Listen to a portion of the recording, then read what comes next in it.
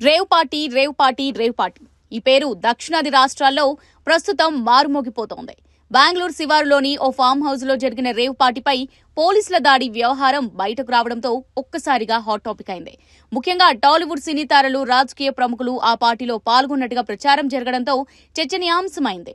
దీంతో అసలు rave party అంటే ఏంటి, దీన్ని ఎలా జరుపుకుంటారు, ఇది చట్ట విరుద్ధమా, ఇందులో పాల్గొనడం నేరమా, ఈ కల్చర్ అసలు ఎక్కడి నుంచి వచ్చింది అనే ప్రశ్నలు వెంటాడుతున్నాయి. సో రేవ్ పార్టీపై ఓ లుక్ ఇద్దాం. ఒకప్పటి ఇండియా వేరు, ప్రస్తుతం నడుస్తున్న ఇండియా వేరు. సంస్కృతి సాంప్రదాయాలకు నిలయమైన భారతదేశంలో పాశ్చాత్య సంస్కృతి పిచ్చపాటిగా పెరిగిపోయింది. దేశాభివృద్ధితో పాటు ప్రజల జీవన ప్రమాణాలు కూడా పెరిగిపోయాయి. దీంతో ప్రజలు అనుసరిస్తున్న కల్చర్లోనూ తేడాలు వచ్చేశాయి. ఈ క్రమంలోనే ఫారిన్ పార్టీ కల్చర్కు అలవాటు పడ్డ యువత మరింత ఎంజాయ్ చేసేందుకు నిర్వహిస్తున్న పార్టీలే ఈ రేవ్ పార్టీలు. అయితే రేవ్ పార్టీ ఏర్పాటు అంత ఆషామాషి వ్యవహారం కాదు. ఎందుకంటే ఈ పార్టీ జరిగే పద్ధతి అలాంటిది కాబట్టి. రేవ్ పార్టీలో బడాబాబుల పిల్లలకే ఎంట్రీ ఉంటుంది. వారిని ఆకర్షించేందుకు సినీ తారలను రంగంలోకి దింపుతారు నిర్వాహకులు. అంతేకాదు మద్యంతో పాటు డ్రగ్స్ కూడా ఏర్పాటు చేస్తారు. కొన్ని రేవ్ పార్టీలో అయితే అమ్మాయిలను కూడా సరఫరా చేస్తారు. ఇలా విచ్చలవిడితనానికి నిలువెత్తు రూపమే ఈ రేవ్ పార్టీలు. చెవులు పగిలే మ్యూజిక్, మద్యం, డ్రగ్స్ మత్తులో చిందులేయడం, అశ్లీల కార్యకలాపాలకు పాల్పడుతూ ఎంజాయ్ చేయడమే ఈ రేవ్ పార్టీ కల్చర్. అందువల్లే యువత చాలా ఈజీగా ఈ రేవ్ పార్టీలకు అలవాటు పడుతున్నారు. వాస్తవానికి రేవ్ పార్టీ కల్చర్ అనేది 1950 సమయంలో ఇంగ్లాండ్లో మొదలైంది. మెల్లమెల్లగా ఇది ప్రపంచానికి పాకింది.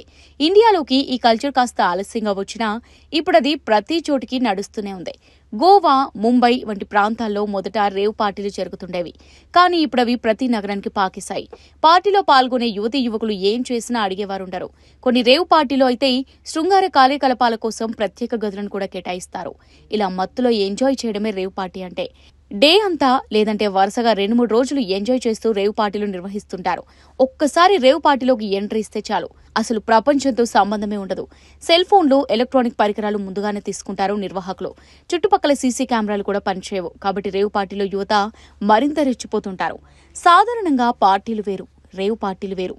మద్యంతో కూడిన పార్టీలు, రిసార్ట్లు, ఫామ్ హౌస్లలో జరిగే పార్టీలకు పోలీసుల అనుమతి తప్పనిసరి. ఎలాంటి అసాంఘిక కార్యకలాపాలు లేకుండా పార్టీ జరిగితే ఓకే. కానీ డ్రగ్స్, అమ్మాయిలు ఎంటర్ అయితేనే ఆ పార్టీ కాస్త చట్టవిరుద్ధంగా మారుతుంది. రేవ్ పార్టీలో డ్రగ్స్, అమ్మాయిలు కామన్ కాబట్టి చట్టవిరుద్ధమే. అందుకే ఇలాంటి పార్టీలపై పోలీసులు దాడులు చేసి నిర్వాహకులను అరెస్ట్ చేస్తుంటారు. అలాగే పార్టీలో పాల్గొన్న వారు డ్రగ్స్ తీసుకున్నారో లేదో నిర్ణయించేందుకు టెస్టులు చేయిస్తుంటారు. ఒకవేళ డ్రగ్స్ తీసుకున్నట్టు తేలితే చట్టపరంగా చర్యలు తీసుకుంటారు. అశ్లీల కార్యకలాపాలకు కూడా రేవ్ పార్టీలు అడ్డాగా మారాయి. కాబట్టి ఇలాంటి రేవ్ పార్టీలపై పోలీసులు ఉక్కుపాదం మోపుతున్నారు.